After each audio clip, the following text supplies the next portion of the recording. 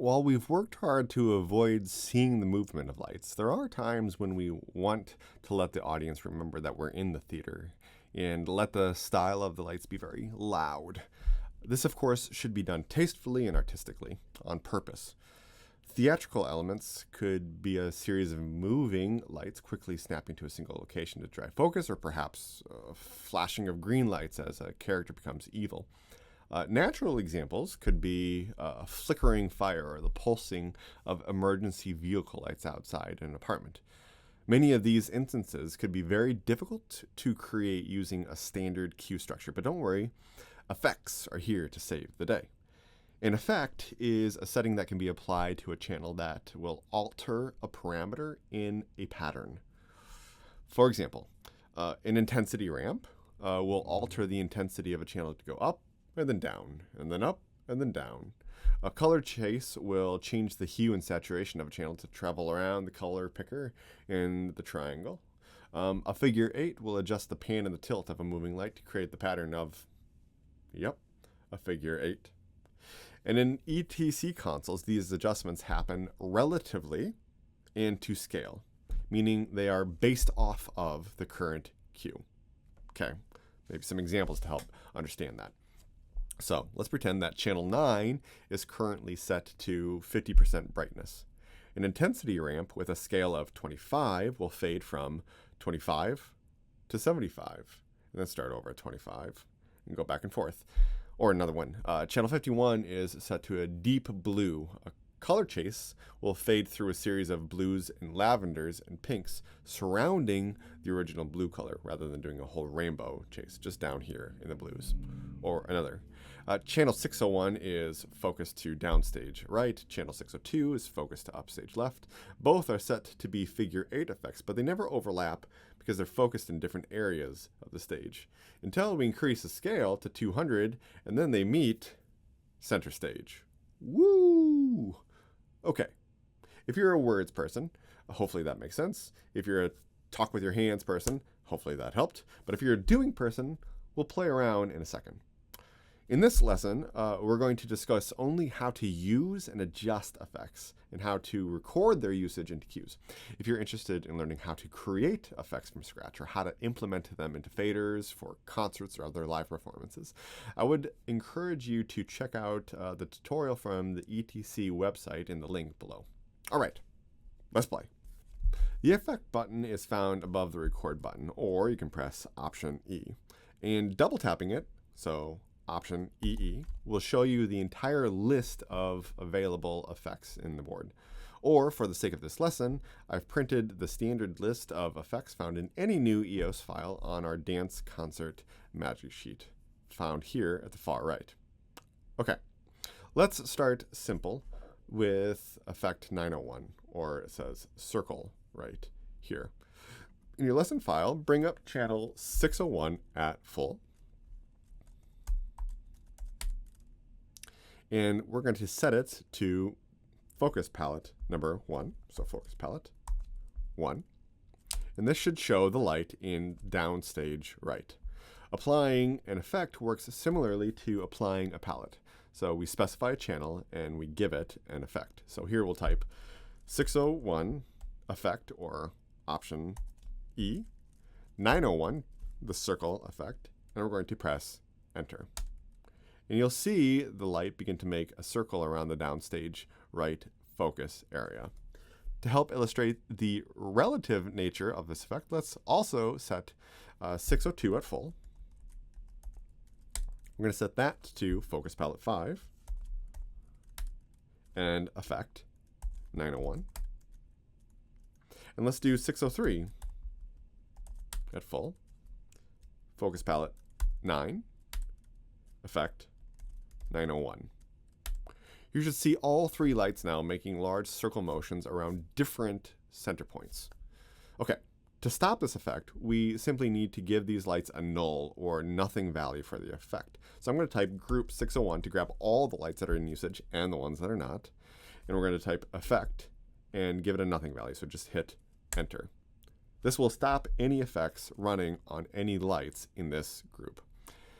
As you were watching these effects run, it might have been difficult to tell which light was which since the circle motions were so large. But this is where scale and size come into effect. To alter the way an effect is running, we need to clear the command line and press effect. So I'm going to run these again. And I'm going to clear the command line and press Option E, or effect. Now you'll see a list of currently running effects. You can see their names and the values that they're currently using the effects. Currently, we only have one effect running, 901, which is being applied to 601 through 608 in this case, but we only have 603 because those are the only ones on. At the far end of the list, we see the size column, and we can adjust the scale, size, and or rate of this effect. So go ahead and click on the size column. You'll then be prompted to provide a new value, and we're going to do the number 300. Now your circle motions will be much larger, encompassing the entire space. Let's try the other direction. Click on the size cell again, and let's do something less than 100, so something like 15. Now your circle motions will be much smaller. You'll also notice that the large motion took a lot longer to make a full circle, and that smaller motion goes much faster. So to change the pace, we can alter the rate. So click on the cell under the rate column. To make our motion go slower, enter a number smaller than 100, such as 10. Now our movement is nice and patient. If we liked this movement, we could now record this effect, including our rate and our size adjustments, into a cue. So let's go ahead and record this as Q9. Okay. Updating an effect works just like any other adjustment. So we're going to press effect again, and we're going to adjust the rate to 50 and size to 200. This will make a large, slow movement around the stage. So we're going to go ahead and press Update, Enter, which now just updated those values into Q9. Okay. When transitioning in or out of an effect, the size and the rate will also fade. To help illustrate this, let's stop the effect by using the Stop Effect button, which is the button at the far left-hand side of the keyboard. I don't see it there. Or we can hit Shift-Alt-E and press Enter. And this will stop any effects that are currently running, not just the channels that you specified. Okay, let's go ahead and record this as 10, so the cue is stopped in the cue afterwards. Let's also record it as Q8, so it's stopped in the cue prior. This will make two identical looks without the effect, bookending Q9. So now, if you transition from 8 to 9 and then 9 to 10, you'll see the effect itself fade. But of course, that might not be actually what we wanted. And I can't stress this enough. Every choice has a time and a place. These settings can all be adjusted using the options at the screen. Let's take a look at that. Okay. If I press Effect, I've got these options down here. And we can adjust the entry time and exit time by pressing this button right here. And we can change it to be an entry time. We're going to give it a value of 0. So now it says time fade by size. I'm going to hit Update to the cue. And now if we go back, it'll snap right there, going to that effect immediately. All right. Let's illustrate another important concept in effects, grouping order. So let's go to Q0, or blackout, and let's go and bring group 601 up to full. You should have a lovely line of lights like this. These lights are ordered from left to right: 601, 602, 603, 604, 605, 606. Let's use an effect that is maybe a little bit simpler to observe, like the intensity wrap. So we're going to do group 601. We're going to do effect 915 for the ramp and hit Enter. This will create a chase of lights from left to right. But if we were to enter our lights in a different order, the order of the chase also shifts. So let's clear the effect by typing group 601 effect, enter. Okay, now let's swap the order. So maybe we'll do 601 plus 602. Let's go to 604 plus 602 plus 605 plus 603 plus 606. All right, and now we're going to type effect 915, enter. And now you'll notice that the chase will match the order of the channels that we typed. So it's out of order from left to right, but it's in order of our channels that we typed down here. Okay, let's go to blackout again.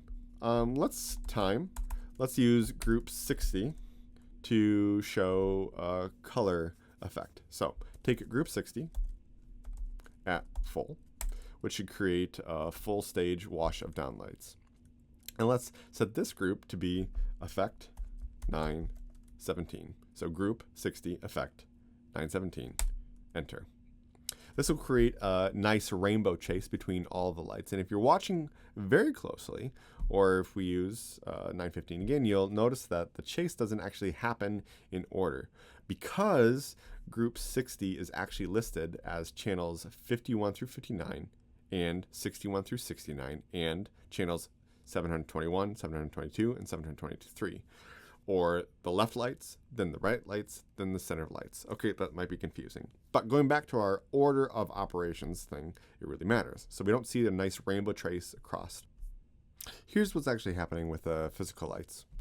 The actual position looks more like this.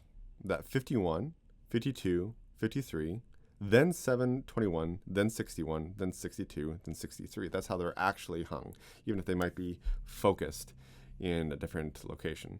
But we're doing 51, 52, 53, 54, 55, 56, 57, 58, 59. Then we move down here, across here, and then we move here.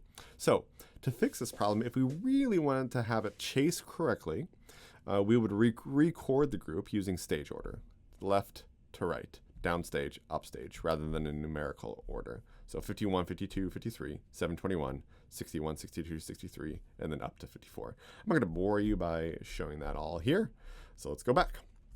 Okay. Finally, one more great thing about effects. We can stack multiple effects on top of one another. So let's do an example. We've already got 917, so I'm going to add to that effect 915. So it's a color chase and an intensity chase. And now let's go crazy, and let's add 903. Wow. Combining multiple effects, changing color, and altering focus locations can create a whole magnitude of really cool looks. Really, you're only bound by your artistic imagination and time.